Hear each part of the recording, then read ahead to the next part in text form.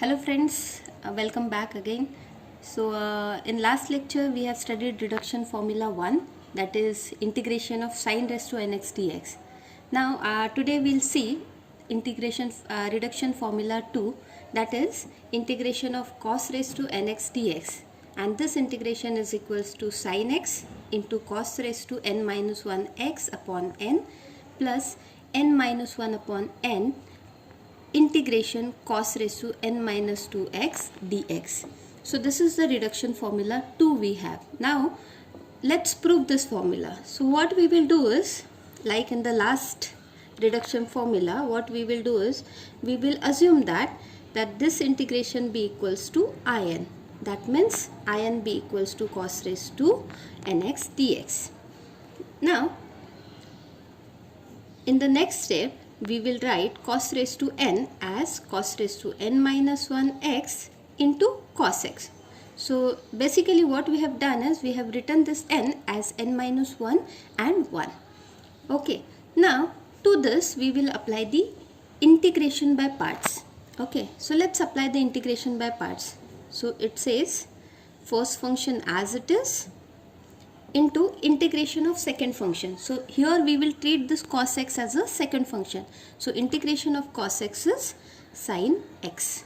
Then minus integration of derivative of first function. So derivative of first function is, you take power in the front, power will get reduced by 1, that is cos raised to n minus 2x, into derivative of cos x is minus sin x. So this entire thing is basically the derivative of cos raised to n minus 1 x, and then you take the integration of second function. So integration of cos x is basically the sin x. Then we have dx here. So now we will just simplify everything whatever we have written. So first term is as it is. Now next term, here we have one minus sign here and one minus sign here, that becomes plus. I'll pull this n minus 1 outside the integration sign. Now in the integration we are left with this. We have here cos raised to n minus 2x, then sin x into sin x is sin square x dx. Okay, now in the second step again we'll keep the first term as it is and we will simplify the next term which is there. Okay, so integration of cos raised to n minus 2x. Now instead of the sin square we will write 1 minus cos square x. Now since we have the identity, that is sin square plus cos square is 1, we will replace sin square by 1 minus cos square x. Okay, now in the next step what you have to do is you just open the brackets which is there in the second term. Okay, now I am opening this bracket and then I am separating the integration sign after opening the brackets. Okay, so first term will be n minus 1 integration of, now you multiply 1 and cos raised to n minus 2x. So 1 into cos raised to n minus 2x will be cos raised to n minus 2x dx. Now the next term will be minus n minus 1, then integration of cos raised to n minus 2x into cos square will become cos raised to nx dx. Okay, now in the next step we have this as it is, first term, plus n minus 1. Now instead of this integration we will write its notation. Now what is notation? We are treating this integration as in.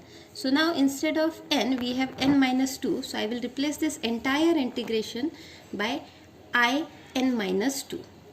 Okay, now here in the next term again you write the notation in terms instead of integration. So integration of cos raised to nx is basically in. So we will write in here. Okay, on the left hand side we have this in. Now what you do is you transfer in term to the left hand side. So we have here in plus n minus 1 times in equals to cos raised to n minus 1x sin x. So this term is same throughout. So we are not touching this term. Then next term is n minus 1 in minus 2. Now just simplify the term which is there on the left hand side. So this becomes n times in. Terms which are there on the right hand side will remain as it is. So we'll just write them again. Okay. Now we have to find the value of in. So what we will do is we will just transfer this n to the right hand side. So basically you divide both sides by n. So here we get in is equals to cos raised to n minus 1 x sin x upon n plus n minus 1 upon n times in minus 2. So basically this proves our reduction formula 2. So if you want, you can rewrite this in terms of integration. Here whatever we have written, it is in terms of notation. So let's write down this in terms of integration.